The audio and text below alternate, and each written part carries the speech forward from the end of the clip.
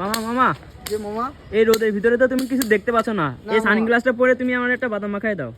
আচ্ছা এই রোদের ভিতরে কতক্ষণ থাকো মামা তুমি? মামা এই সারাদিনই থাকতে হয় মামা, এই তো একদম ক্লিয়ার দেখা যাচ্ছে মামা। ঠিক আছে, একটু বাদাম মাখাই দাও তাহলে ভালো করে। আচ্ছা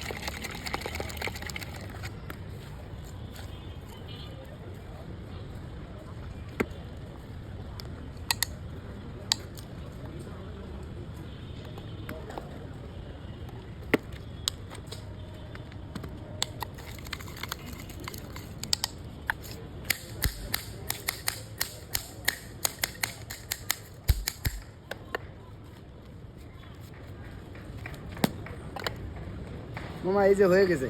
মামা কিছু মনে না করলে বাদাম মাখাটা তুমি খাবা মামা।